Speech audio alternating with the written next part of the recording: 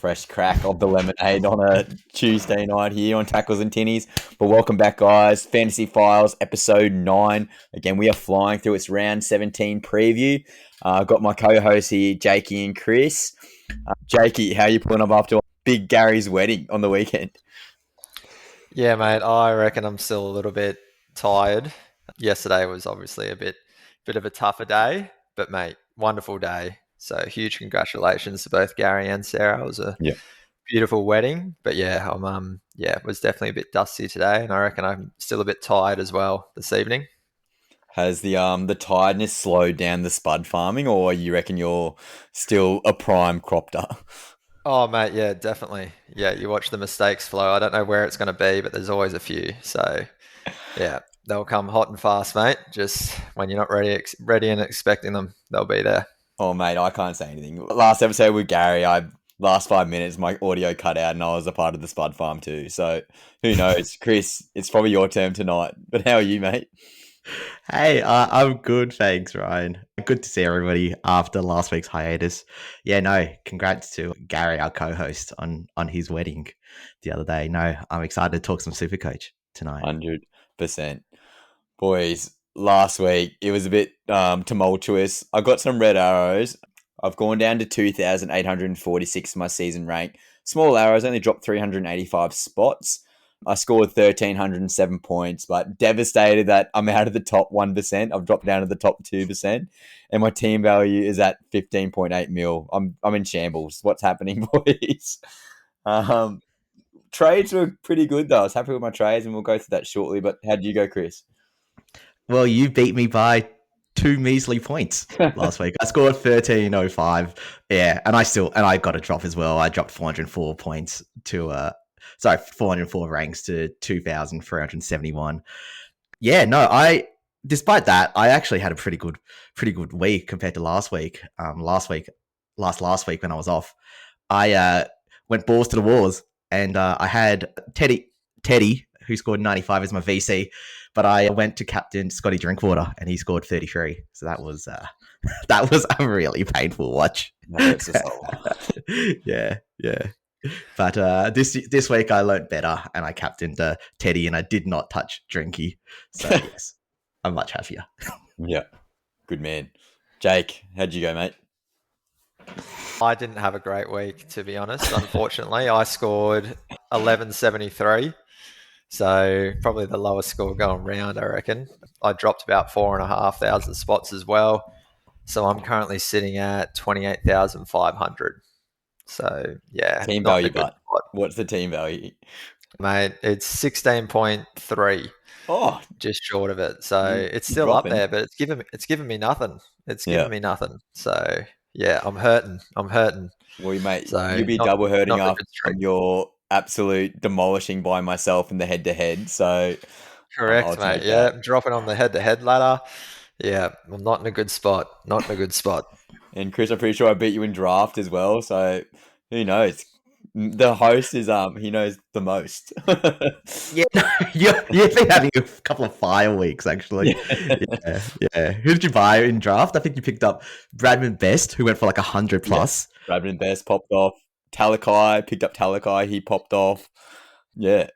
That's why I'm a host of a podcast, boys. I know what I'm talking about, obviously. All those cheeky ones that you're avoiding in Classic, mate, you go hunting for in draft. That's it. 100%. Yeah, it gives you a taste of it. Good. The slander is starting at 4 minutes and 15 seconds, but Scumbag Adam picked up Keanu Keeney like 4 weeks early.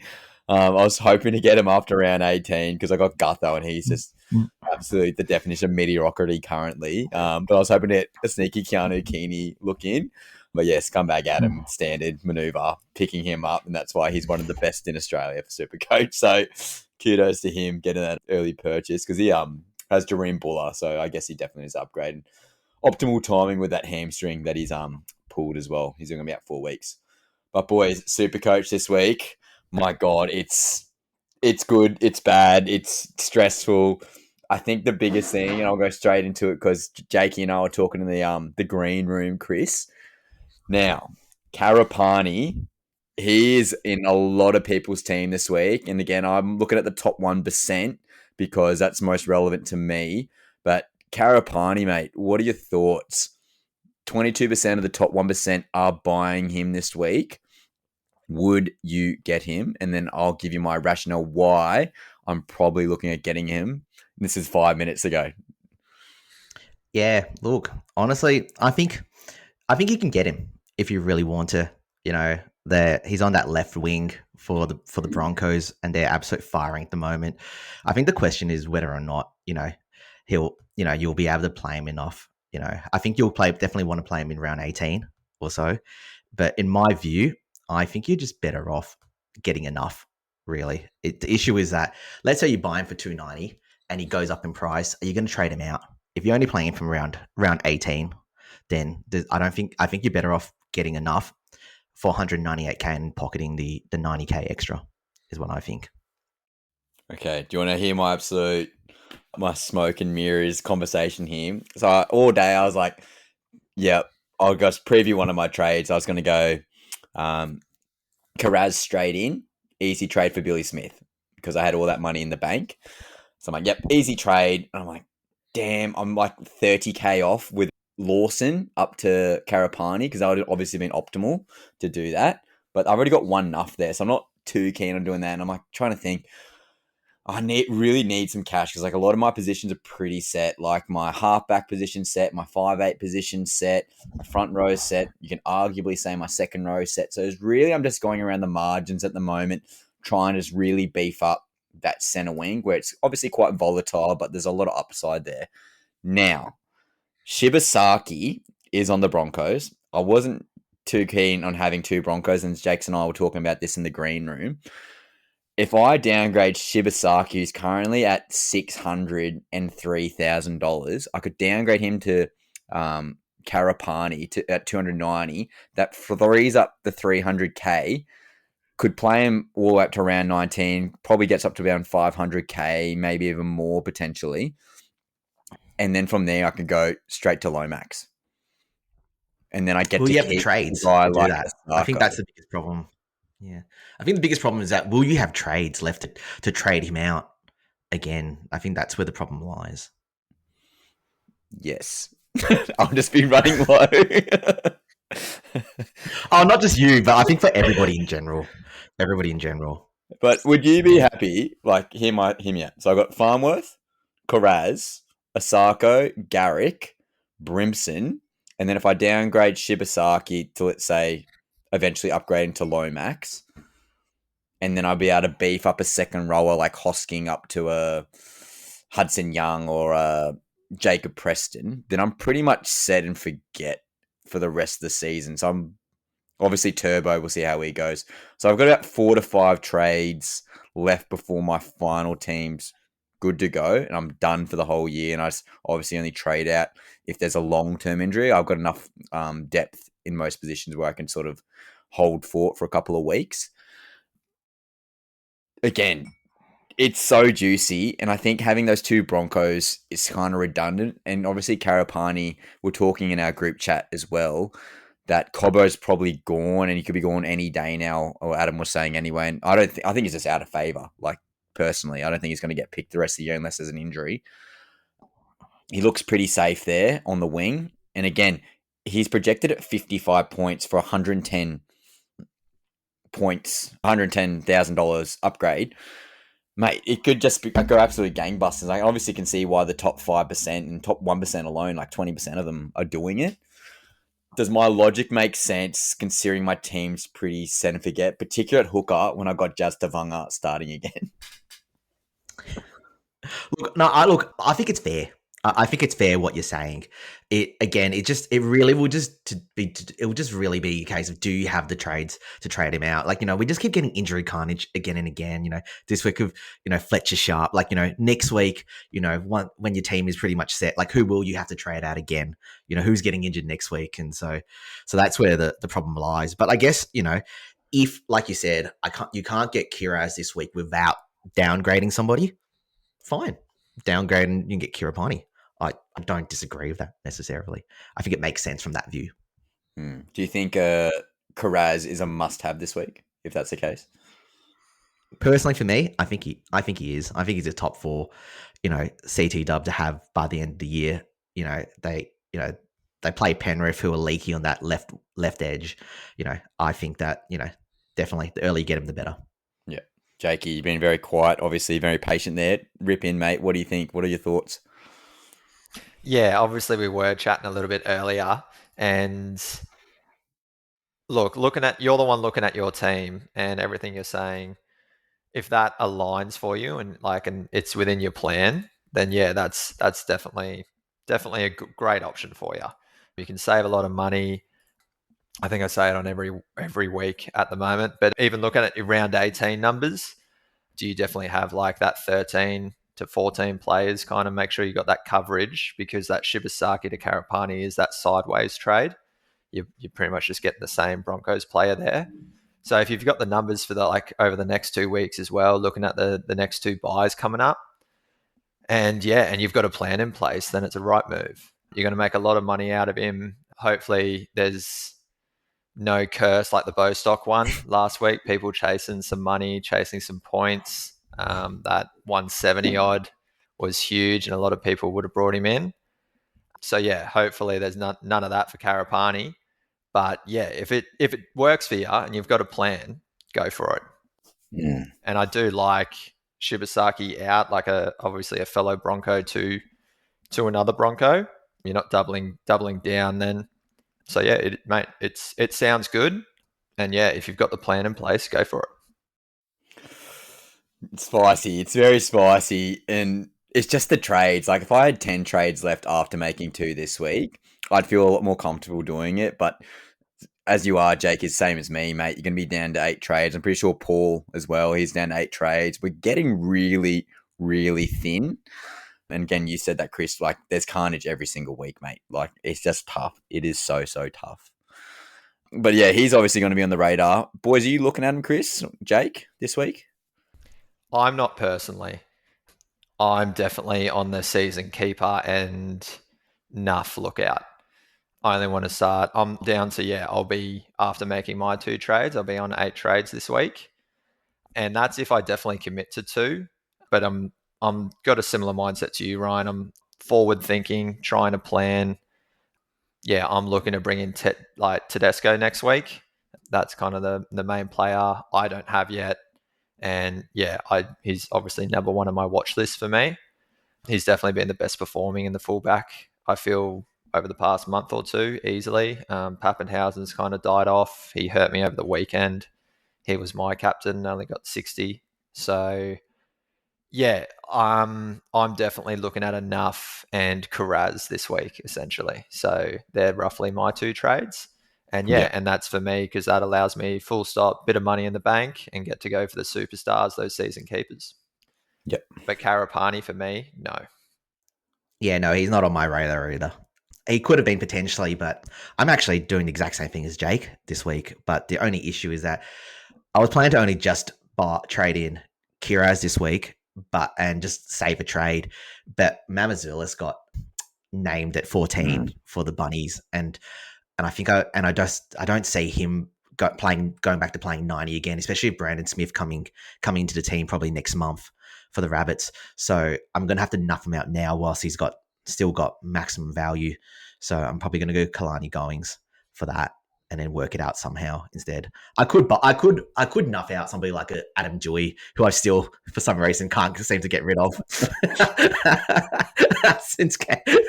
and like I said, bring him down to Karapani. But the thing is, it's the extra 90k. I don't know if I'll need it yet, but last thing I want to do is find out in a couple of weeks. I want to make a trade, and if it wasn't for the fact that I didn't have that extra 90k, I would have been able to make that trade, especially now trades going low. I think it's just to be safer. Yeah. Is Adam Dewey at 5'8" or centre wing for you currently? He's at centre wing for me. Yeah, it's tough. Yeah. That is tough. He scored 69 last week. He was actually pretty good, you know. All right. Get your Tigers hat off, mate. We almost won last week. Yeah, true. You'd prefer Dewey in your centre wing, though. You don't want him kind of hogging up one of those 5'8" spots, I think. And then you could even hold him for the meantime, Chris. He'll be playing for you next week. So Well, that's depending on who exactly you have right. at those 5/8s Yeah. as well. So Yeah. just it's all about kind of finding those right opportunities to buy and sell, essentially. Yep. So 69, mate. That's good for Dewey. So I'd be taking that for sure. I wish I had taken it. I didn't put the Yeah, reserve on him. yeah, that's fine. That's fine. So 7. I'm counting out how many boys I've got for next week. I think I'm gonna have 13. 1, 2, 3, 4, 5, 6, 7, 8, 9, 10, 11, 12. I got 12. So if I go Katoga upgrade somewhere, it'll get me to 13. I think I'll just have to ride with that because obviously Nathan Lawson, I was banking on him playing, but obviously he's been essentially nuffed out now, which is not optimal. Yeah, Chris, how many boys you got for next week? I've got 14 Oh, at the moment. look at you, king. Jake, how many you got? I've reversed my 2 trades at the moment, and without making any trades, I'll have 12 for next week. Similar. So Yep. sitting pretty well. Yep. Now, boys, I think we start looking at some players of interest, and I'm just having a look on my screen. So we've obviously got guys like Karapani. What are our thoughts on some other players of interest? Chris, you got some names for me? Yeah, definitely. I think obviously Kiraz is the first one we talk about, and I think we did talk a little about him. But I think in my view, he's a definitely must buy. He comes to a really, really good draw. Similar another guy who comes into a really, really good draw on the same team, Viliami Kikau. Are you guys interested at all? Like, out of annoyance, I can't do it because you guys talked me out of kick out weeks ago, and I was like, he's like 550k. You're like, don't get kick out. Now he's gone up in price, and now his break even so low. But yeah, that's the same logic of Jacob Preston, mate. Just getting one of those back rowers from the Bulldogs and one of arguably the best team in the comp. Got Lockie Galvin there now, so another dynamo providing some ball to him. Yeah, I love that shout. That's a great shout, Chris.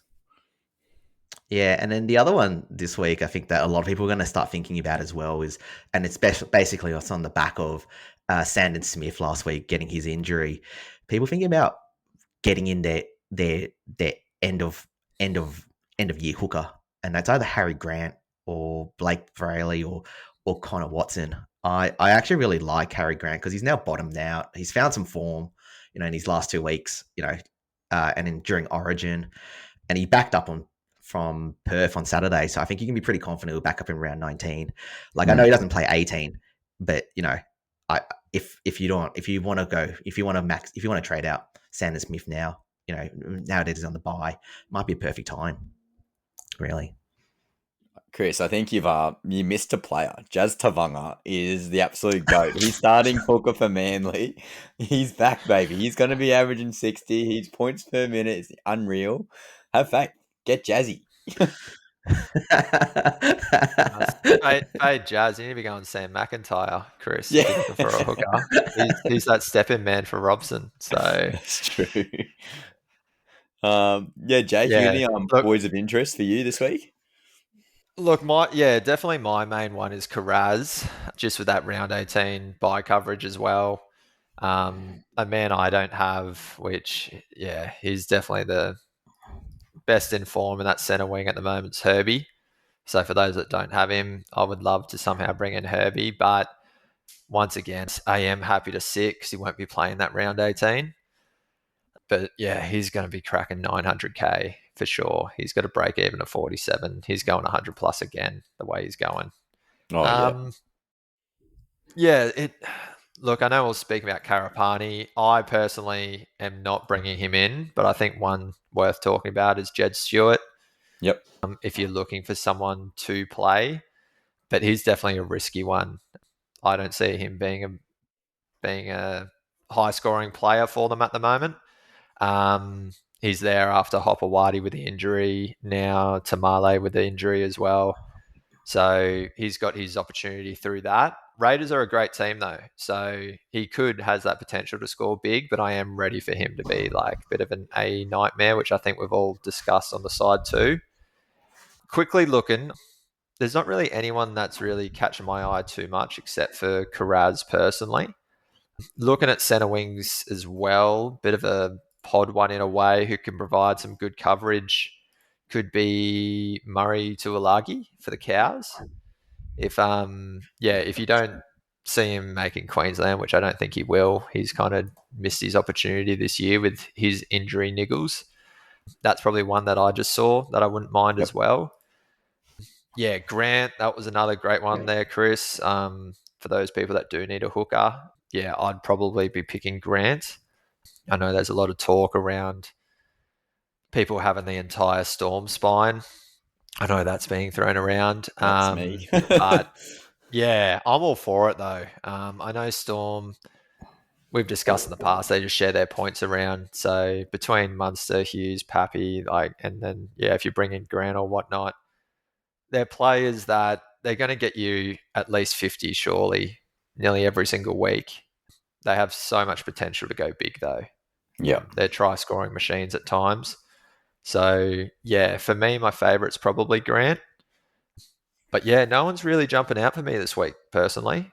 Yeah, I'm just completely focused on bringing in Kiraz. He's a season keeper for me. Got that round 18 buy coverage, and then I'll be looking past the Origin buy period and start getting some lock-in trades after that. Yeah, I do really like Murray Taulagi shout, Jake, because he was absolutely killing it. He was averaging like close to like 85, 90 for a while when the Cowboys had their run. And this week, Jackson Purdue's back at left center, which is when he made that run. So I think that the Cowboys will have a lot better attack down that left wing, and he'll probably score a couple more tries yet. Yeah, I really like that. He's in my draft team, and I'm pretty excited, for this week against the Titans. That's it, mate. The Queenslander, he does some good work. I know he's not in the team, but he'll do some good work. 100%. I think it's kind of hard this week because like guys who are potentially relevant have huge BEs. So it's like, oh, do I just wait a week? But then you wait a week, they have the bias, and it's like not until around 19. So there's a guy on my list here as well. And now with the news that Willie White is now at fullback, do we have love for him even with that 120 BE, which is very much deterred me because I'm trying to make some cash. Chris, what are your thoughts on Lehigh? Yeah, I think he's become a good pod actually ever since his HIA. I think it's hard to buy him because I just don't think he's your one of your top 4 or 5 CT dubs that finished a year. You're wasting a trade to get him in. That being said, he probably could go potentially massive this week against the Tigers. Given the Manly turmoil. But the problem is that he's always at risk of losing that fullback spot and then being put on the wing again. And we know that Manly get most of their tries on that right wing and not on that left wing where he'll be put left to, and even if Turbo doesn't come back to fullback, if Manly lose another couple of games, they might just put Cooler back into fullback too. And now you're stuck in this fullback roulette in Manly. Yeah. So I think he's a void. If you've held him all this time, I think you definitely, you're very excited and very happy this week. Yeah. But if you've sold him, you don't have him. It's bad luck. Yeah. Thoughts, Jakey? Yeah, you know me, I don't like the high break evens. Yeah, I'm all for, mate, apparently. Yeah. So yeah, if you've got him, obviously I wouldn't be selling any players with high break. We're hitting towards the back end of the season, depending on how you're doing well with your trades. I wouldn't be scared of holding the players if they are going to lose money. That's why you kind of want to be looking for those stronger players that you're happy to keep. But in terms of center wings or even fullback positions, with the injury to Fletcher Sharp, I feel like there's a great opportunity. Like he's in the 700. What's his price? He's sitting at 719. 19. So there's a lot of cash there with Fletcher Sharp, and I think he's in hospital, got a liver or kidney. He's ruptured or something from memory. So he doesn't look like he's in a great way. I think even some family, maybe his girlfriend or whatnot's flown over to Perth as well. Yep. So, hopefully he's okay. But, for Supercoach, I feel like he's a pretty easy sell. And when he's in that high or low 700s, it's pretty easy to pretty much pick up a lot of player, like any good player that you kind of need this week. Yeah, I would love to do Sharp to Kiraz, but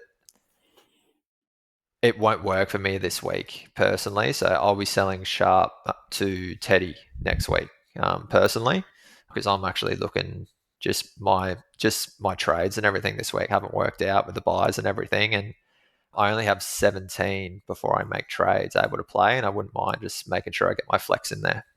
Yeah. I think you make a really good point, Jake, in the sense that as much as he's a good buy, Jacob Kiraz is probably the more urgent or the more prescient trade. And so therefore there's just no space to buy him this week. Yeah. Unless you've got heaps of money in the bank. Yeah. Yeah, that's it. And there's another big money loss guy in Christian Tuipulotu, the money man. Huge break even. I frothed the money man Tuipulotu. Currently at 606k. He's got 114 break even. Yeah, can't really touch him coming back from the hamstring. Obviously, it was the other leg, but my God, when he plays, he's bloody good. I think you got to wait a little bit, but tell you what, he'd be a great pod. I can just feel like he's gonna pop off again, and you want to be there riding it with him.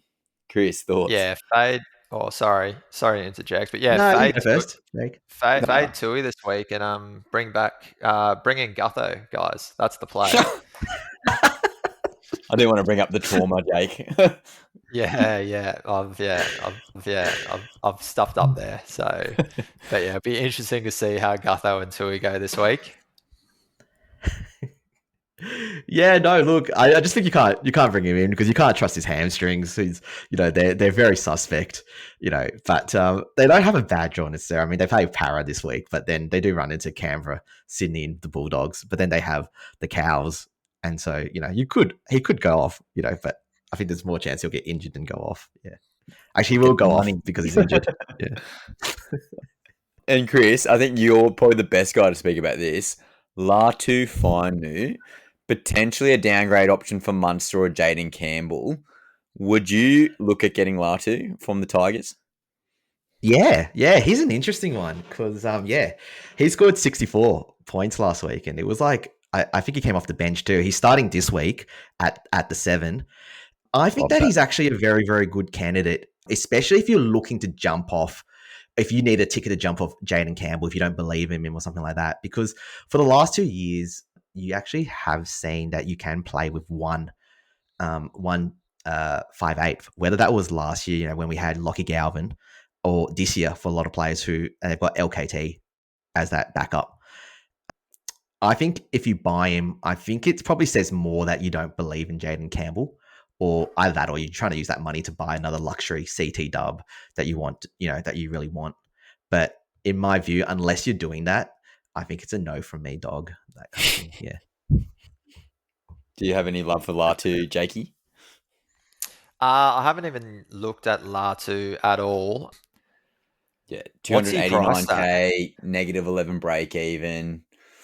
Versus Manly this week. Obviously got that halfback position. Won't get the duel because won't be playing there enough.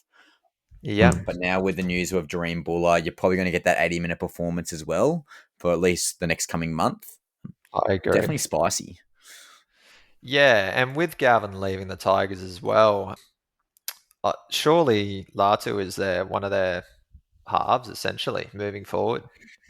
He's kind of always been that guy on the up for them, but just kind of hasn't really had his opportunity yet. So, yeah, if he, I guess with Buller obviously missing out now, he might, come out hot and firing for them. Show Benji that he definitely is the right man to lock down that spot.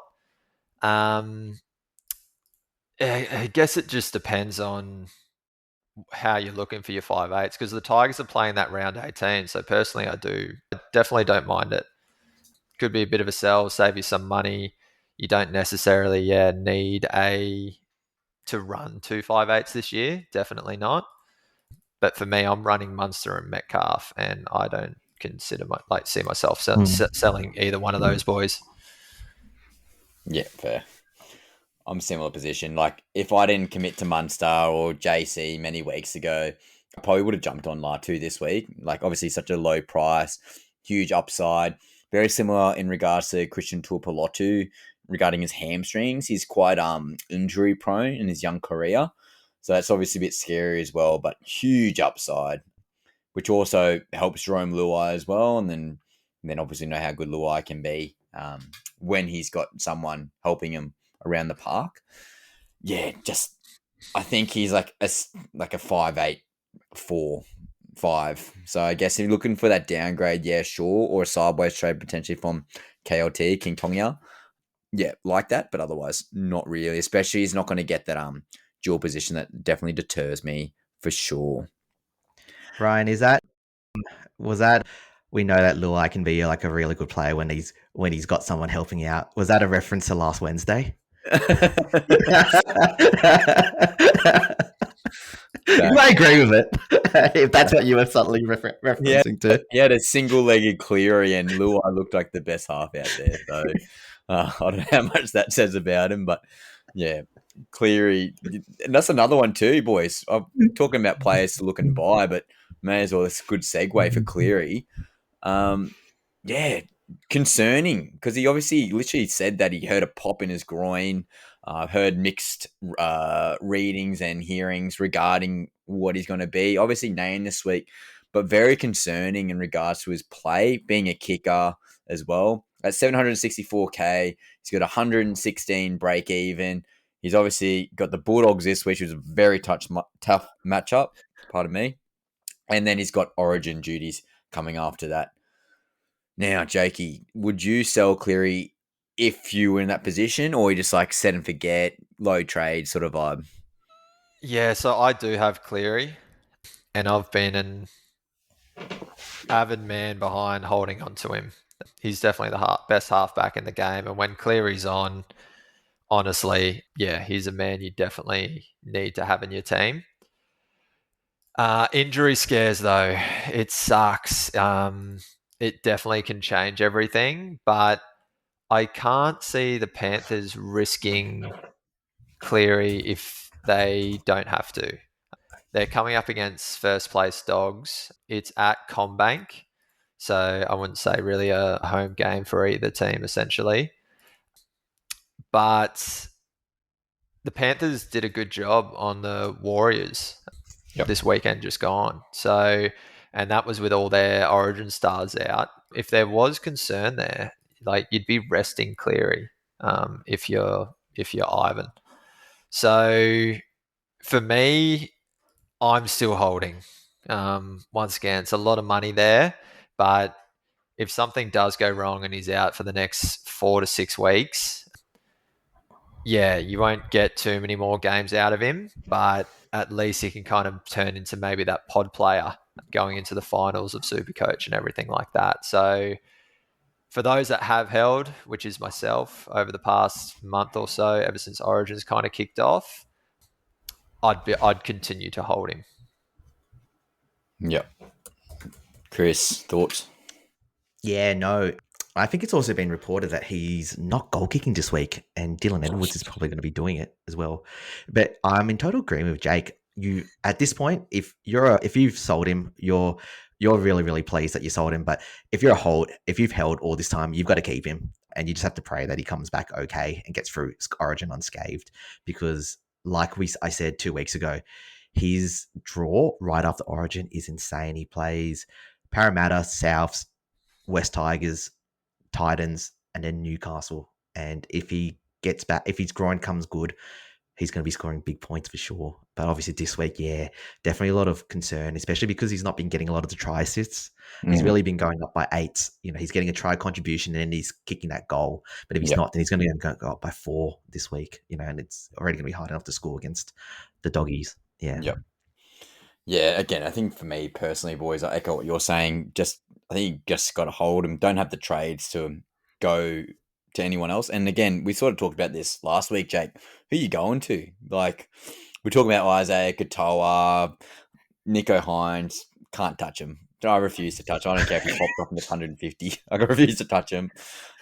Oh, I absolute smoky chat. I heard like some people were saying, "Oh, you should be playing lock." I'm like, that's crazy. Don't know about that.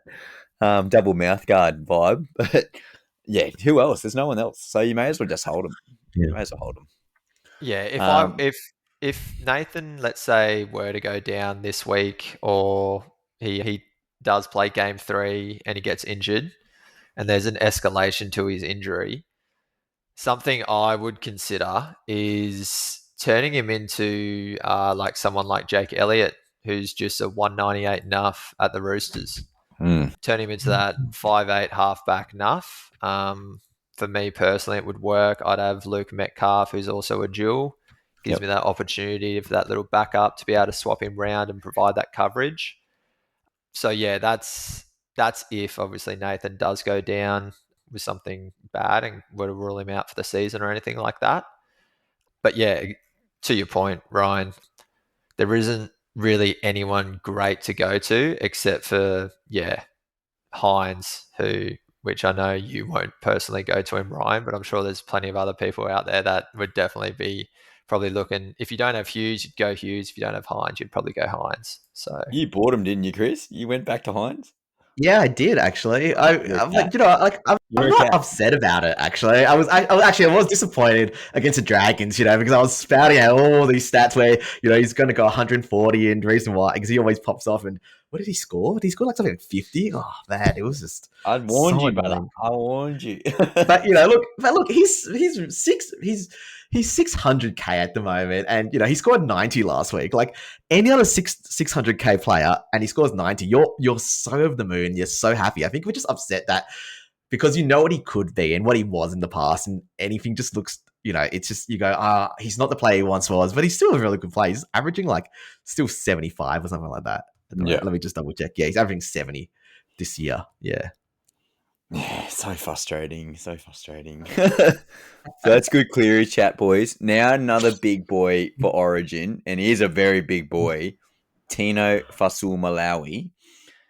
I'm holding. Again, one of those guys. He's got that sternum issue currently. He's at 624k. He dropped cash last week. He's got 126 break even this week. More than likely going to be dropping more cash. You'll probably get him for high 500k next week, which is pretty wild, almost back to starting price. Yeah, Jake, as a fellow Titans man, what are your thoughts on Tino? Would you sell? Would you just hold him? Yeah, I'm personally in the hold boat as well, but I can definitely understand if people are selling him. He just isn't in great form either. I know he was like the cheapest he's probably ever been on Supercoach with that 540 or whatever he was to start the season. And I think a lot of people saw that opportunity to grab Tino early on. They've held him for a very long time. So he's made people money regardless. But yeah, we all have heard, I think, that he's carrying that sternum injury. And yeah, he's just not getting us big points week in, week out. The only plus is that he's dual. So you can kind of use him between your front row and your second row. Yeah, it's definitely a tough one. He's obviously out next week. After both game 1 and 2 of Origin, he seems to be absolutely beaten up as well. I think he got like a cheek kind of knock from Liam Martin, I think, in one game. And yeah, he's just coming out battered and bruised. And yeah, he's always going to back up. He's the captain of his team. And we know the effort's there, but at the end of the day, we're looking for Supercoach points as well. And I definitely understand the sell, but for me, I'm holding. I'm actually looking to sell AFB this week instead of Tino. And that's purely based off, the only thing is that Tino has that dual.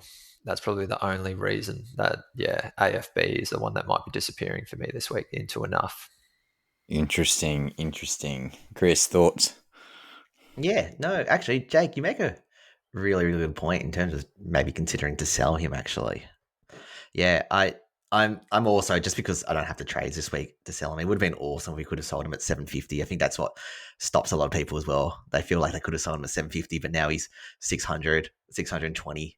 Okay, that stern injury, is really concerning. But I think, at this point in time, I think it's one of the luxuries you can just hold him, and then just don't have to play him, I mean, if you are, and here's the thing, like, I don't think anybody is at the moment lacking from enough gun forwards or 2 RFs. I'm sure most people have Aaron Clark, your Haas, May. I don't know if there's anybody that you can really buy specifically that you want to buy. Yeah. And especially with Keon getting that duel next week at round 18, just another luxury you can switch around. And again, you only need two front rowers, and May and Haas are just lock and load every single week. So you definitely have that luxury of just not even playing him if you don't want to. And I think this week, my current setup, he's not getting played for me. So, and again, we'll go through that shortly. But yeah, again, had the luxury of so many duels this year, makes it a lot easier. Now, there's another guy I wanted to talk about, boys, Jermaine Asako. So obviously he popped off a couple of weeks ago, getting that huge score. He's currently valued at 726k with 101 break even. He's versing the South Sydney Rabbitohs and has got the bye next week. What are your thoughts, Chris, on Asako? Yeah, I'm holding him. I want to keep him for the Rabbits. Yeah, because that they leak points regularly. He could go very, very big. So, and I need him this week as well. I don't have enough center CT dubs this week, so he's staying. What about you, Yeah, Jakey? I think if you're loaded up with cash, you're pretty spoilt for trades. You got numbers next week, and for whatever reason, you don't have Herbie, make the upgrade maybe. Yeah, just for shits and gigs, essentially. But yeah, everyone's obviously concerned for numbers this week, numbers next week, all that kind of stuff. It seems to be a few people struggling this week around the grounds. So I know for me personally, as I said, if I don't make any trades, I've only got 17 playing. So yeah, I even need Jermaine Asako this week, let alone next week or the week after, round 19, because I know he's on the bye next week. But yeah, he's a hold. Yeah, Dolphins once again are looking great. Who knows? They might start going a bit more right because they got that familiarity with Avarillo and Asako on that right edge. Bostock's gone. I think it's Junior Tupou has moved into that left winger. Yep. So yeah, but at the same time, Herbie might even go huge again now. He might be like, sweet, I've lost my man Jack on outside me. And yeah, he might go back into that dummy and run, just hold it and go through himself. So yeah, but I am holding Jermaine as well. Again, without converting, it helps a lot because again, he might not get any ball, which I feel like it's been the past week and a half or 2 weeks or past 2 games. He's had no ball and he's still getting pretty good scores overall. I think now with Bostock out, they're probably going to lean to go right a little bit more. That'll be very interesting. And obviously when Hammer goes back to Origin, we're going to see Avarillo back to fullback. Who will play centre? Do we know when Avarillo goes back to fullback? Max Figo. That's how you say it. Yeah. They've done the same for both games so far, so I don't see any change. Yeah. And you got Junior Tupou there as well. Oh, hang on. No, sorry, he's already there. Yeah. Okay. Yeah, fair call. Boys, is there anyone else you guys want to talk about before we get into some other chat? Personally, nothing from me. Like I said, I'm really struggling to find other trades to get. And I think I'm kind of keeping round 18 and round 19 at the forefront of my mind. Mm-hmm. And yeah, I've just honed in on bringing in some cash this week through enough. And I want Kiraz. I really want Kiraz in my team. So yeah, I'm really struggling to look elsewhere and provide any other context, unfortunately. Yep. Yeah, fair call, mate. Yeah, no, I wouldn't overthink it. It's like what we've all been saying. There's not much to it this week. It's buy Kiraz, save a trade, or hey, nuff somebody out, to get ready for round 18, round 19 for the game, for the run home, really. Yep. Yeah, I second that, boys. I'm trying to find players of interest or guys to hold us up. I think it's pretty common sense. Like guys like Alex Johnson, I think if he didn't pop on last week, he's probably not the guy to get anymore. Zach Hosking, I think because he's playing round 18, he's definitely a hold. Could potentially look at selling in round 19. But again, until Origin's really done, boys, it's pretty much hold, pray for the best, make a trade to just get to 13 to 14 players. And then, now we really get to play Supercoach at round 19. So I guess with boys, I think we go straight into captains. Now, for me personally, I've just gone big dick energy here. I've just gone straight Kiraz, VC, Herbie Farmworth, C. Oh, I need That's to climb nice. the top Look, 1%. I really like that. Did you end up putting the VC on Herbie last week? Nah, bitched out. But guess what? My B team, in other words, my better team with Laura, her team's absolutely stacked. And she VC looped Herbie last week. Yeah. I swear there was another bloke who told you to do that. I can't recall. But yeah, look, that's great. I'm definitely considering the VC on Kiraz. I'm also considering Turbo and Garrick are two that I'm actually floating on as well, just for a bit of a pod play there. Yeah. Yeah, I'm excited to have them both on that right edge. I'm ready. Turbo's I feel like a big risk because he's just not looking the same. But Garrick Turbo combination, that's so dangerous.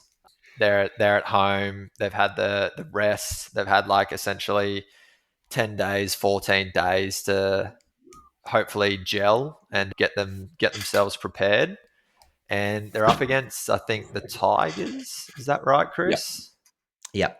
Yeah, cool. So, not to put down the Tigers anyway, but it's not like the Manly's coming up against Canberra or the Dogs or something, like coming up against like a top 4 team. So, yeah, the cheeky Garrick or Turbo is another option for me, and then or just play it safe for like a Haas or a Pappenhausen, like with a C or something like that.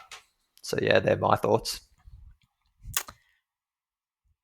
Yeah, I'm gonna VC either Zach Lomax. He's playing the Dragons this week. His former team. He's been a bee's dick away from scoring a couple of tries. Like last week.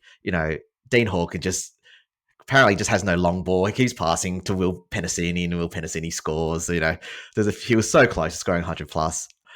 Ryan Paffenhausen might be also a really good VC this week. 2 o'clock this Saturday. Is it Saturday or Sunday? 2 o'clock this Sunday? Yeah. 2 o'clock against Sunday. The Sharks. Against Nico. You know how he scores big at home. That's Sunday 2 p.m. And then most likely, I will probably see Drinky. I know every time he hurts me every time, but. Gold Coast. It could be anything. It could be an absolute demolition, or he could pop off and get 200 points. There's no in between. There's some crazy ones. He could get 14 and 33 again. I don't know why I do this to myself, but yeah, I probably would. I shouldn't, but I probably will. With Cliff in the back, I think. If you were to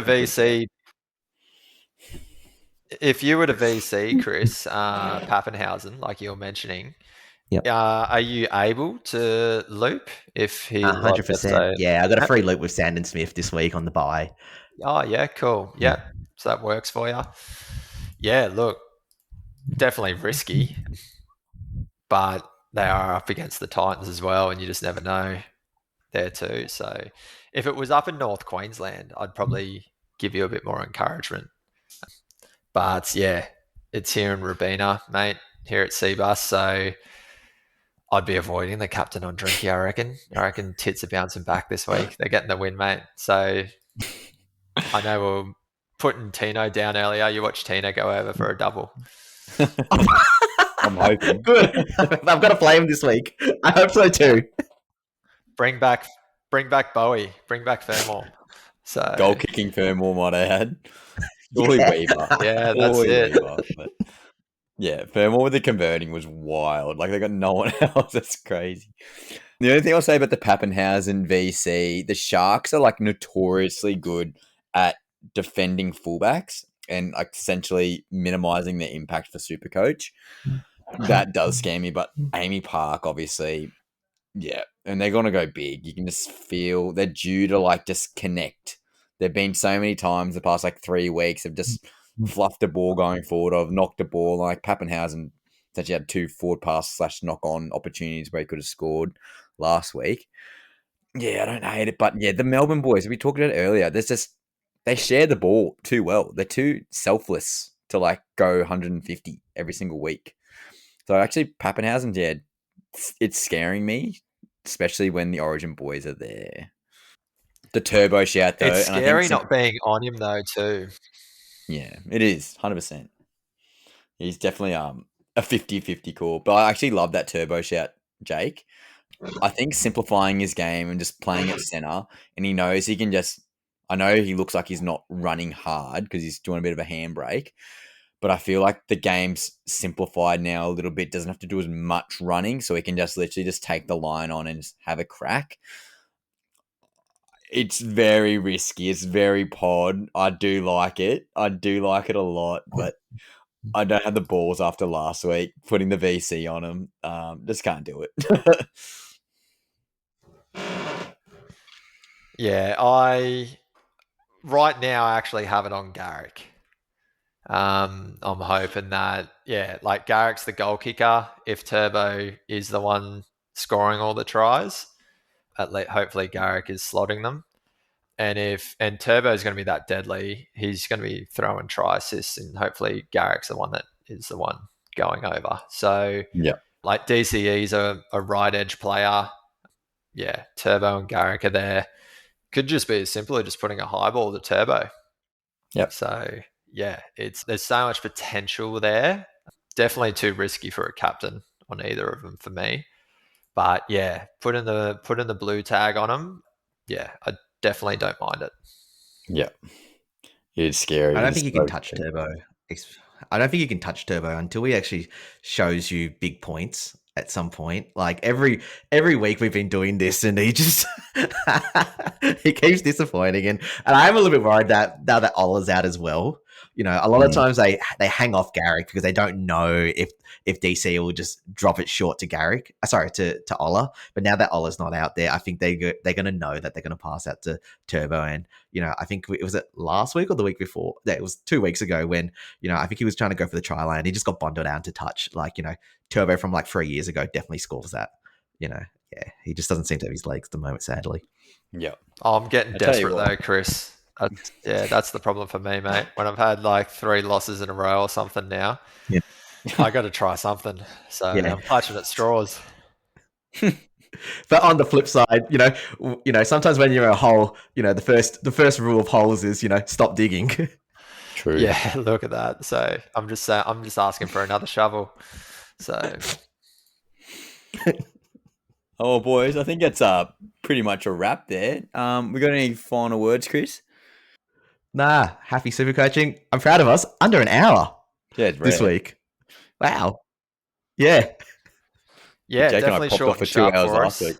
week. Yeah, there's too many buying opportunities last week. Like I said, I'm really struggling. Yeah, just got to keep in mind those injuries. They just seem to be coming in hot and fast. For those people that are looking at the cheapies of like Jed Stewart, here's the super cheapie kind of one that if you're looking for some points over the next two weeks or something, he can provide. And then, but yeah, Karapani, he's the one who's going to make you a lot of money, I feel. So if people are chasing that, but yeah, Yep. I don't think I've got too much really. Yep. Okay, boys, we'll quickly sum up my trades this week. I've gone Kiraz in, Karapani in, and I've got VC on Kiraz and Herbie Farmworth as my captain. Chris, who you got? What are your trades in captain? I'm trading out Sharp for Kiraz. I'm probably going to nuff out Mamazulis before he loses any money. And Drinky, please. Third time's a charm. Surely you got to go big for me this week. Double points. And Jakey, who you got, mate? I'm nuffing out AFB at this stage, just into Miles Martin, just got a jewel there. That rate is 198. And through I am selling Sandon Smith And he's the man turning into Jacob Kiraz this week for me at this stage. Yeah. Nice. Love that. Okay, boys, that's Tackles and Tinnies, episode 9 for the Fantasy Files. Short, sharp this week, but obviously plenty of good conversation. And obviously, I think that Karapani one is either going to be absolute diamonds or a couple of hard coal rocks there. So again, food for thought. I'm locked it in. But happy super coaching, guys. Again, we want to be seen on the algorithm, so we need you guys we need you guys sharing, we need you guys giving out 5-star reviews on Spotify and Apple Podcasts. But again, interact with us, guys. I'm doing all my best to get to all the platforms and commenting. But if you've got questions for Chris or Jake, or you want to give some shit takes, you just let us know, guys. Happy to share it on the potty as well. Happy super coaching. Up the Titans. See you guys. See you guys.